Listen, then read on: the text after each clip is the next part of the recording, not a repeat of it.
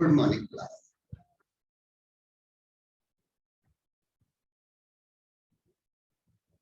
कल की क्लास में हमने बात किया था CNC machine axis of motion के बारे में कि हम किसी भी मशीन में उसकी मोशन के एक्सिस को कैसे पहचानेंगे। तो इसमें हमने कल बताया था कि जो हमारी स्पिंडल के एक्सिस की डायरेक्शन होगी वो हमेशा जेड डायरेक्शन होगी। उसके बाद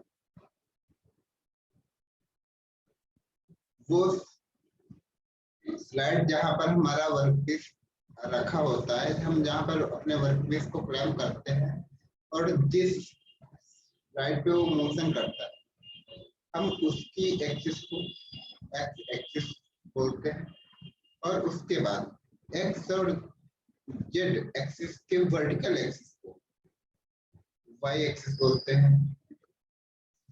जैसे कि यहाँ पर डायग्राम में दिखाया गया है कि हमारी ये हॉरिजॉन्टल मिलिंग मशीन है। यहाँ पर हम देख पा रहे हैं कि जो हमारी स्पिंडल की एक्सिस है वो हॉरिजॉन्टल है और यहाँ पर अगर हम वर्टिकल मिलिंग मशीन की बात करें तो यहाँ पर स्पिंडल की एक्सिस वर्टिकल है। तो यहाँ पर जो मोशन की डायरेक्शन होगी वर्टिकल मिलिंग मशीन में वो जेड डायरेक्शन ये हो जाएगी और यहाँ पर जहां पर हम वर्कपीस को क्लैम्प करेंगे वो हमारी एक्स एक्सिस हो जाएगी, एक्स डायरेक्शन, और जेड और एक्स के परपेंडिकुलर जो भी डायरेक्शन होगी वो वाई डायरेक्शन हो जाएगी। इस प्रकार से हम एक्सिस का पता लगा लेते हैं कि हमारी कहां पर कौन सी एक्सिस है। इसके बाद हम आप देखने वाले हैं FMS, flexible manufacturing system. Basically ये क्या होता है? ऐसा मैन्युफैक्चरिंग सिस्टम जिसमें कुछ फ्लेक्सिबिलिटी होती है। एक आसान भाषा में तो हम पहले यहाँ पर पॉइंट वाइज इसके बारे में देखते हैं कि बेसिकली ये क्या होता है। अब flexible manufacturing system is highly automated OT machines consist of a group of processing workstations interconnected by an automated material handling and storage system and controlled by a distributed computer system. The reason the FMS is called flexible is that it is capable of processing a variety of different part styles simultaneously at the various workstations, and the mix of production style and quantities of production can be adjusted in response to changing demand pattern. The FMS is most suited for the mid volume production range. तो basically ये mid variety and mid production range के लिए ज्यादा suit करता है। The initials FMS are sometimes used to denote the term flexible machining system. The machining process is presently the largest application area for FMS technology.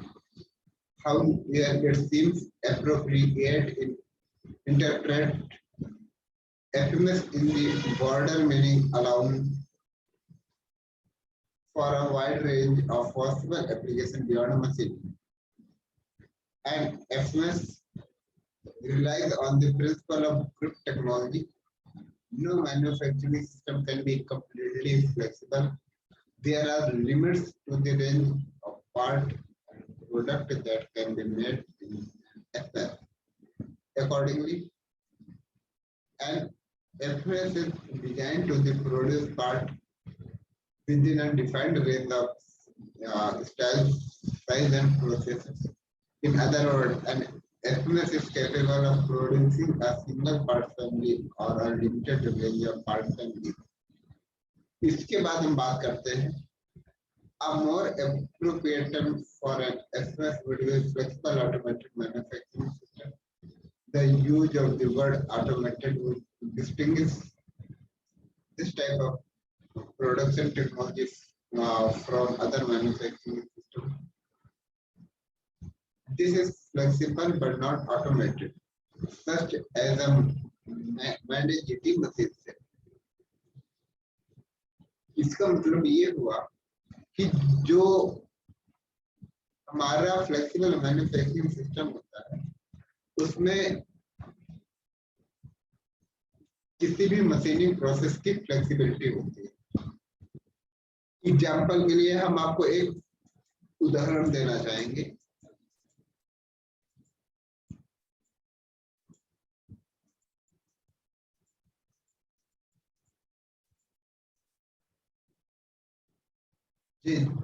जैसे कि यहाँ पर कुछ लेआउट्स दिखाए गए हैं फ्लेक्सिबल मैन्युफैक्चरिंग सिस्टम के. यहाँ पर एक लाइन लेआउट दिखाया गया है. तो हमारी ये यहाँ पर कन्वेयर और ये लोडमैन है, ये अनलोडमैन है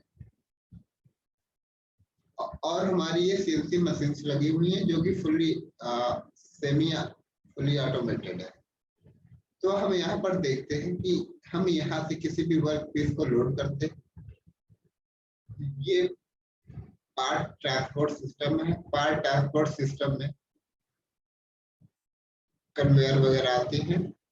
उसके बाद हमारा ये प्रोडक्ट यहाँ से इधर आता है और यहाँ पर जहाँ पर जिस प्रोडक्ट में जो भी मशीनिंग होती है वो मशीनिंग हो गई यहाँ पर अनलोड मैन के पास पहुंचता है और यहाँ से फिनिश प्रोडक्ट प्राप्त कर लिया जाता है. इसके बाद हम आगे देखते हैं. ये जैसे हमारा है लूप लेआउट है. ये लोड एंड अनलोड सिस्टम. यहाँ से क्या होता है कि हमारा यहाँ से हमने इसको लोड किया और ये ऐसे चलता हुआ यहाँ से गया, इसमें मशीनिंग हुई. इसके बाद इसके अदर साइड से इधर आया, फिर आगे वाली मशीन में हमारा प्रोडक्ट जाता है. फिर सेकंड मशीन में मशीनिंग हुई, उससे निकल के थर्ड मशीन में गया, उस पर मशीनिंग हुई. उसके बाद यहाँ से लूप से होता हुआ आगे वाली चौथी मशीन में आया, इसका पांचवी मशीन में, फिर यहाँ पे छठवीं मशीन में इसका इंस्पेक्शन हुआ ऑटोमेटिक तरीके से. इसके बाद ये फिर से लोड अनलोड मैन के पास आ गई. यहाँ से हमारा तैयार बना हुआ प्रोडक्ट को अनलोड कर लिया जाता है, मशीन से हटा लिया जाता है. तो इस प्रकार से इसमें काम करने की फ्लेक्सिबिलिटी होती है. तो इस प्रकार से हम देखते हैं कि बेसिकली फ्लेक्सिबल मैन्युफैक्चरिंग सिस्टम क्या होता है.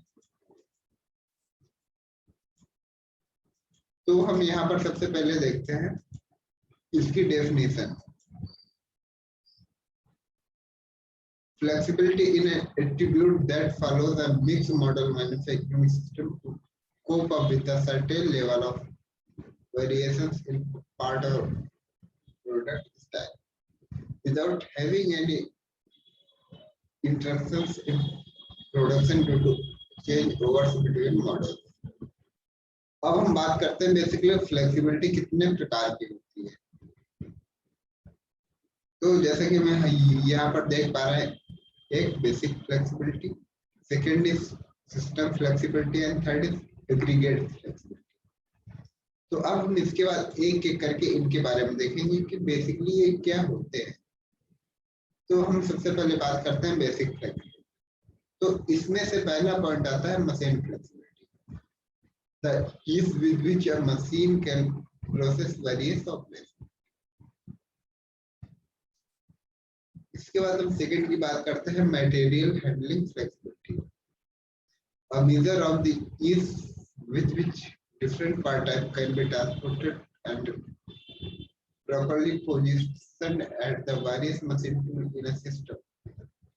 तो बेसिकली ये मटेरियल हैंडलिंग फ्लेक्सिबिलिटी होती है. इसके बाद हम थर्ड पॉइंट की बात करते हैं ऑपरेशन फ्लेक्सिबिलिटी. तो इसमें क्या होता है A measure of the ease with which alternative operation sequence can be used for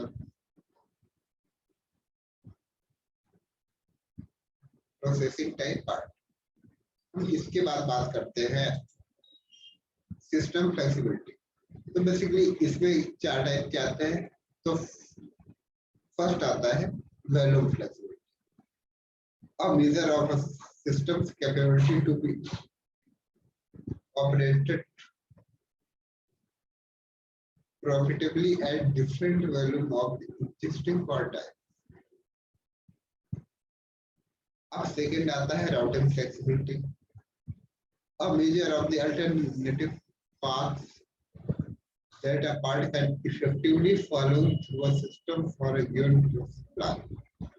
That is process flexibility, a measure of the volume of the set of part type that a system can produce without incurring any setup. इसके बाद fourth आता है product flexibility, the volume of the set of part type that can be manufactured in a system with monitor setup. इसको फिर से देखते हैं, the volume of the set of the part type that can be manufactured in a system with minor setup. तो basically हम इनके word से ही आप पकड़ सकते हैं। जैसे यहाँ पर पहला है वॉल्यूम फ्लेक्सिबिलिटी। तो वॉल्यूम फ्लेक्सिबिलिटी मतलब हमारी जो मैन्युफैक्चरिंग प्रोसेस हम कर रहे हैं उसके वॉल्यूम में फ्लेक्सिबिलिटी होगी इसमें। इसके बाद सेकेंड में राउटिंग फ्लेक्सिबिलिटी, तो हमारे उस सिस्टम में राउटिंग में फ्लेक्सिबिलिटी होगी। दैट इज प्रोसेस फ्लेक्सिबिलिटी, हम जब भी प्रोसेस कर रहे हैं मैन्युफैक्चरिंग में उस प्रोसेस में फ्लेक्सिबिलिटी मिलेगी इसमें। उसके बाद चौथा प्रोडक्ट फ्लेक्सिबिलिटी, तो इसमें पार्ट हमारे वर्क पीस के टाइप में फ्लेक्सिबिलिटी मिलेगी हम जब भी टाइप ऑफ पार्ट का प्रोडक्शन कर। तो उसके बाद आता है एग्रीगेट फ्लेक्सिबिलिटी, इसमें से तीन टाइप की, programme flexibilities, production flexibilities and market flexibilities. तो हम यहाँ पर पहले ही बात करते हैं programme flexibility, the ability of a system to be run for reasonable long periods without external interventions. Second is production flexibility, the volume of the set of part types that a system can produce without major investment in capital equipment. Third is market flexibility, the ability of a system to efficiently adapt to changing market conditions. तो basically इस प्रकार से हमने देखा कि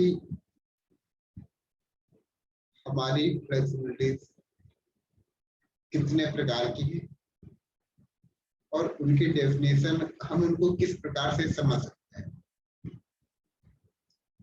इसके बाद types of FMS के बारे में देखते हैं। तो इसमें से पहला आता है सिंगल मशीन से, इसके बाद सेकंड आता है फ्लेक्सिबल मैन्युफैक्चरिंग से, इसके बाद आता है फ्लेक्सिबल मैन्युफैक्चरिंग सिस्टम। फिर इनके हम लेआउट के बारे में डिस्कस करेंगे। तो हम सबसे पहले एक एक करके इनके बारे में देखते हैं कि ये क्या होते हैं। तो हम पहले के बारे में देखते हैं सिंगल मशीन से। It contains one machine connected to a part storage system which can load and unload part to and from the storage system. It is designed to operate in batch mode, flexible mode, or a combination of the two. When in batch mode, the system processes part of a single style in specific lot sizes before physical and programmed changeover to the next batch specification. In flexible mode, the system satisfies 3 of the 4 test for flexibility, the exception being errors recovery efficiency machine center bring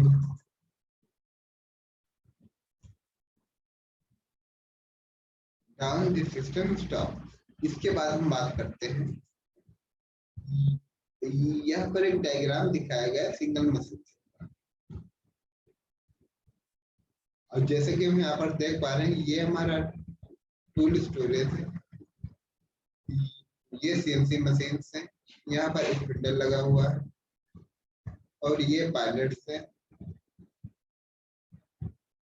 और यहाँ पर हम देख पा रहे हैं कई सारे पायलट है, कहीं पर कुछ पायलट विद पार्ट है, कुछ पायलट होल्डर खाली भी है। तो यहाँ पर बेसिकली होता क्या है कि यहाँ पर एक ही मशीन लगी हुई है, पर यहाँ पर इसमें कुछ ना कुछ फ्लेक्सिबिलिटी है। यहाँ पर पायलट्स होल्डर में पायलट्स लगे हैं, इनके ऊपर वर्क पीस रखा हुआ है। हमें जब इनकी मशीनिंग करनी होती है तो यहाँ से हमने पार्ट को लोड किया, पार्ट लोड होने के बाद आगे जाता है, आगे जाने के बाद मशीन पे गया, मशीन पे मशीनिंग हुई, वहां से मशीनिंग होने के बाद हमारा पार्ट फिर से वापस आ गया और उसको लोड कर लिया गया, उसके बाद अगला पार्ट गया। इस प्रकार से हमारा मैन्युफैक्चरिंग सिस्टम कंटिन्यू चलता रहता है, किसी भी प्रकार की परेशानी नहीं होती है, आराम से हम मैन्युफैक्चरिंग करते रहते हैं, एक कंटिन्यूटी बनी रहती है। तो इस प्रकार से हम देखते हैं कि यहाँ पर सिंगल मशीन से, क्योंकि यहाँ पर सिंगल मशीन का ही यूज हो रहा है। इसके बाद हम आगे बात करते हैं flexible manufacturing cell.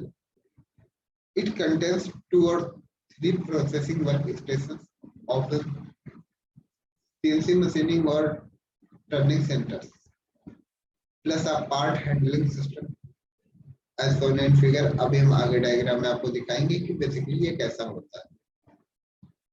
This setup can operate in flexible mode and batch mode as necessary and can readily adopt the evolving production schedule and increasing production values.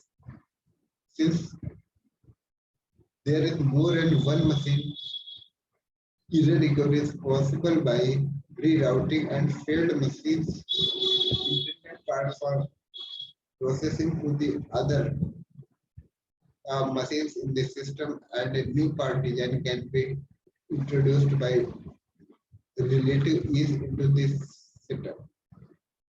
इस प्रकार से हम इसको अब डायग्राम से समझते हैं। यहाँ पर हम देख पा रहे हैं कि मल्टीपल वर्क स्टेशन हैं, या यहाँ पर मशीनों की संख्या एक से अधिक भी हो सकती है। इसके बाद हम यहाँ पर देखते हैं कि हमारा ये लोड अनलोड स्टेशन है। हम यहाँ से किसी भी वर्क पीस को लोड एंड अनलोड करते हैं। हमने यहाँ पर लोड एंड अनलोड किया वर्क पीस को। इसके बाद लोड करने के बाद हमारा वर्क पीस जाता है अलग अलग मशीन में। हर मशीन में जो भी मशीनिंग ऑपरेशन होना होता है वो ऑपरेशन होता है। उसके बाद हमारा वर्क पीस फिर से बैक आता है, हम उसको लोड कर देते हैं, इसके बाद अगला पार्ट जाता है। इस प्रकार से हमारा ऑटोमेटिक मैन्युफैक्चरिंग प्रोसेस चलता रहता है।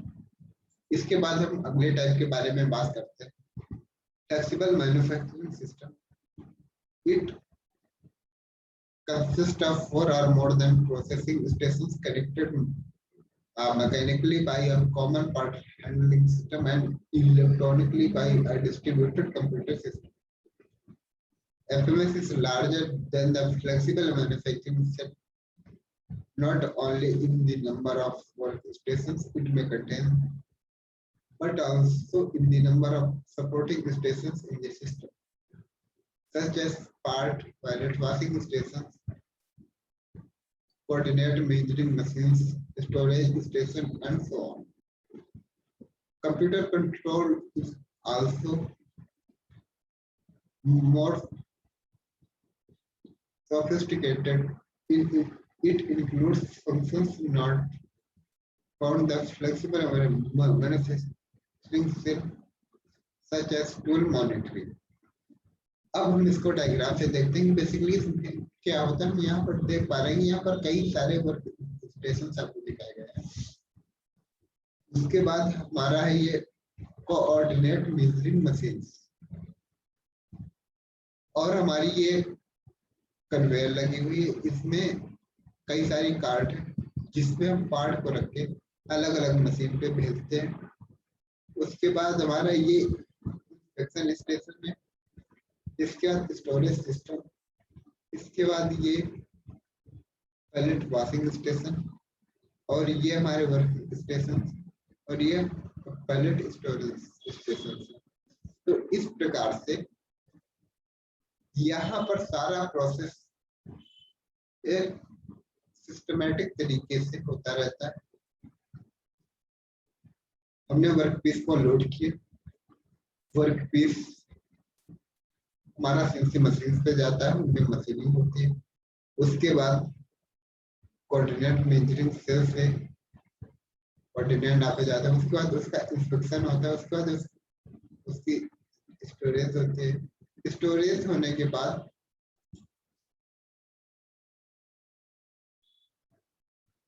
इस प्रकार से हम देखते हैं कि हमारा मैन्युफैक्चरिंग सिस्टम एक फ्लेक्सिबिलिटी के साथ कंटिन्यूअस चलता रहता है। इसके बाद हम बात करते हैं, ये ग्राफ दिया गया है, यहाँ पर जो एक्स एक्स में है उसमें annual production, flexibility and cost दिखाई गई है, और वाई एक्सिस पर नंबर ऑफ मशीन। तो हम यहाँ पर देख पा रहे हैं सिंगल मशीन सेल में का ग्राफ कुछ इस प्रकार का आता है, फ्लेक्सिबल मैन्युफैक्चरिंग सेल का ग्राफ कुछ इस प्रकार का आता है, और फ्लेक्सिबल मैन्युफैक्चरिंग सिस्टम का ग्राफ कुछ इस प्रकार का आता है। तो बेसिकली इससे क्या पता चलता है, जब सिंगल मशीन सेल होती है तो हमारा एनुअल प्रोडक्शन, फ्लेक्सिबिलिटी और कॉस्ट कम होती है। जब नंबर ऑफ मशीन बढ़ती है तो उसका एनुअल प्रोडक्शन भी बढ़ जाता है, फ्लेक्सिबिलिटी भी बढ़ जाती है, कॉस्ट भी बढ़ जाती है। इसके बाद जब फ्लेक्सिबल मैन्युफैक्चरिंग सिस्टम आता है तो उसका एनुअल प्रोडक्शन सबसे ज्यादा होता है, फ्लेक्सिबिलिटी भी सबसे ज्यादा होती है, और कॉस्ट भी सबसे ज्यादा हो जाती है। इसके बाद हम बात करते हैं एफएमएस लेआउट। बेसिकली जो एफएमएस में लेआउट्स यूज होते हैं वो कितने प्रकार के होते हैं। तो यहाँ पर हम देखते हैं कि बेसिकली ये 5 प्रकार के लेआउट होते हैं। फर्स्ट आता है line layout, second is loop layout, third is rectangular layout, fourth is ladder layout, और फिफ्थ फील्ड लेआउट। अब हम एक एक करके इनके बारे में बात करेंगे कि बेसिकली लाइन लेआउट क्या होता है। The machines and handling system are arranged in a straight line.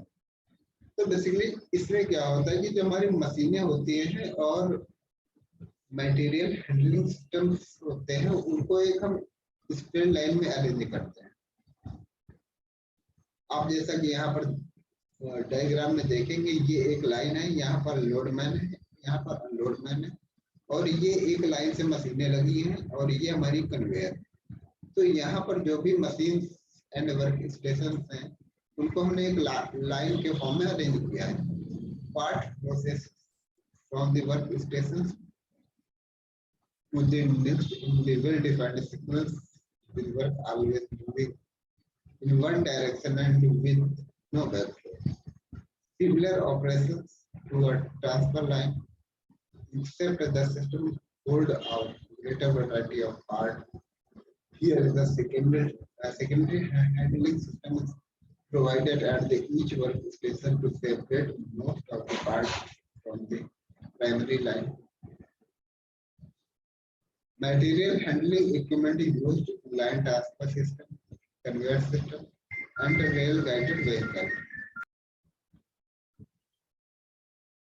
आप जैसे कि डायग्राम में देख पा रहे होंगे, ये हमारी एक लाइन की फॉर्म में कन्वेयर। तो सबसे पहले स्टार्टिंग वर्क स्टेशन पे हम लोडमैन के पास वर्क पीस को लोड करते हैं, वर्क पीस आगे की ओर बढ़ता हुआ जाता है। पहली मशीन में गया, उस पर ऑपरेशन हुई, सेकेंड मशीन में गया, उस पर ऑपरेशन हुआ, थर्ड मशीन में गया, उस पर, और फोर्थ पे गया, उस पर फाइनल ऑपरेशन हुआ। इसके बाद हमारा वर्क पीस अनलोड मैन के पास पहुंचता है, वहां से हमारे कंप्लीटेड पार्ट को बाहर निकाल लिया जाता है। इस प्रकार से हम देखते हैं कि हमारा जो प्रोडक्शन है वो कंटिन्यू चलता रहता है। इसके बाद हम आगे देखते हैं FMS loop layout.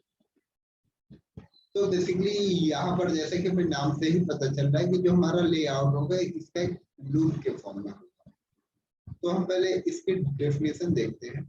Work station are organised in a loop that is served by a looped part handling system. आप जैसे कि यहाँ पर देख पा रहे हो कि ये एक लूप दिखाया गया है। तो बेसिकली इसी प्रकार का होता है। अभी हम आगे इसको समझाएंगे, पहले हम डेफिनेशन देखते हैं इसकी। Part usually flow in one direction around the loop with the capability to stop and be transferred to any station. Each station has secondary handling equipment, so that part can be brought to and transferred from the station workhead to the material handling loop. इसके बाद हम अगले के बारे में बात करते हैं। Load and unload stations are usually located at one end of the loop. This arrangement allows for the return of pilots to the starting positions in the straight line arrangement. तो हम यहाँ पर अब डायग्राम में इसको समझते हैं। यहाँ पर क्या होता है कि हमारा लोड और अनलोड स्टेशन एक साथ ही। अब हम यहाँ पर क्या करते हैं कि स्टार्टिंग वर्क पार्ट को यहाँ से लोड किया। लोड करने के बाद हमारा वर्क पीस इस डायरेक्शन पे होता हुआ अगली अलग अलग मशीन पे जाता है, जहां पर जिस पार्ट में जो भी ऑपरेशन होना होता है वहां पर ऑपरेशन हुआ, इधर से गया इस मशीन में, यहाँ से बाहर आया, इसके बाद आगे बढ़ा, फिर सेकेंड मशीन में गया, उसके बाद आगे आया। इस प्रकार से हमारा कंटिन्यू पार्ट आगे की ओर बढ़ता रहता है और उसमें जहां पर जो भी ऑपरेशन होना होता है ऑपरेशन होते हैं। इसके बाद second, third, fourth, fifth machine में जाता है और लास्ट मशीन में उस पार्ट का ऑटोमेटिक इंस्पेक्शन होता है, उस पार्ट का ऑटोमेटिक निरीक्षण होता है कि हमारा वर्कपीस सही बना है, हम जैसा बनाना चाहते थे, हमारी जो रिक्वायरमेंट थी उसके हिसाब से कहीं हमारे वर्कपीस पे कोई डिफेक्ट तो नहीं आया। ये देखने के बाद हम अपने वर्कपीस को अनलोड कर लेते हैं। इस प्रकार से हमारा लूप लेआउट होता है। इसके बाद हम देखते हैं रेक्टेंगुलर लेआउट। जैसा कि इसके नाम से ही पता चल रहा है कि हमारा वर्क जो लेआउट होगा वो एक रेक्टेंगुलर फॉर्म में होगा, एक आयताकार फॉर्म। तो बेसिकली हमारा यहाँ पर जो लेआउट है वो एक रेक्टेंगल के फॉर्म में, तो इसलिए इसको FMS rectangular layout. Rectangular layout allow us circulation of pellets back to the first station in the sequence after unloading at the final stage. यहाँ पर हम देखते हैं कि बेसिकली हमारा ये लोड मैन है और ये अनलोड है, और इसके बीच में सीएनसी मशीन्स लगाई गई है। ये यहाँ से हमने पैलेट्स पे वर्कपीस को रखा है, ये आगे गया, फर्स्ट मशीन में गया, इसमें ऑपरेशन हुआ, इसको सेकंड मशीन में गया, इसमें ऑपरेशन हुआ। इस प्रकार से हमारा फॉरवर्ड लूप पे हमारा वर्कपीस आगे बढ़ता हुआ जाता है और उस पे मशीनिंग होती जाती है और अनलोड मैन के पास जाके हमारा वर्कपीस को अनलोड कर दिया जाता है। इसके बाद हमारा पायलट फिर से आ जाता है, रिटर्निंग लूप से होते हुए हमारा स्टार्टिंग वर्क स्टेशन पे फिर से आ जाता है। फिर से हम इन पायलट्स पे वर्कपीस को लोड करते हैं। इसी प्रकार से ये प्रोसेस कंटिन्यू चलता रहता है। इसके बाद हम बात करते हैं एफएमएस लैडर लेआउट। जैसा कि हमें पता है लैडर मीन्स होता है सीढ़ी। तो सिंपल सी बात है कि इसमें जो हमारा वर्क स्टेशन होगा वो एक लैडर के फॉर्म में होगा, एक सीढ़ी के। आज जैसे कि आप डायग्राम में देख पा रहे होंगे, ये एक सीढ़ी की तरह हमारा वर्क स्टेशन बना हुआ है। ये एक लैडर फॉर्म में है। तो हम पहले इसकी डेफिनेशन देखते हैं, इसके बाद डायग्राम को समझेंगे कि बेसिकली इसमें क्या है। This consist of a loop with trucks upon which workstations are located. The rungs increases the number of possible ways of getting from a machine to the next. This consists of a loop with rungs upon which workstations are located. The rungs increases the number of possible ways of getting from one machine to the next, and obviates the need for a secondary material handling system. It reduces average total distance, minimizes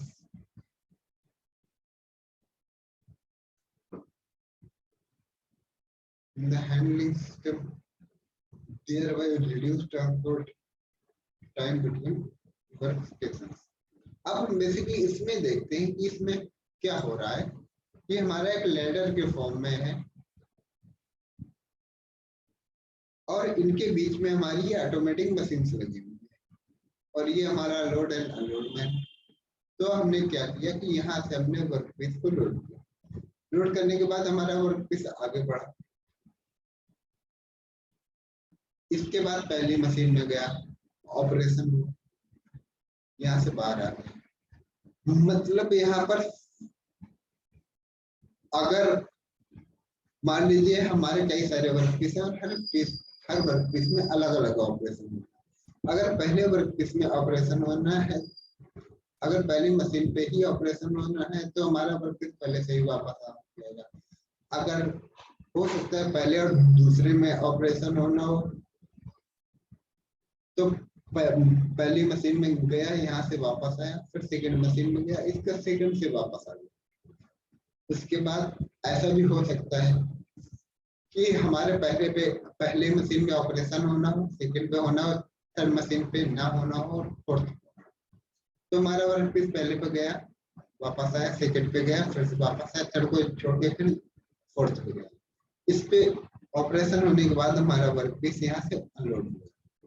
तो इस प्रकार से इसमें हमारा continue process चलता रहता है। हम वर्कपीस को लोड करते रहते हैं और हमें कंप्लीटेड पार्ट मिलते रहते हैं। इसके बाद अब आगे बात करते हैं ओपन फील्ड लेआउट।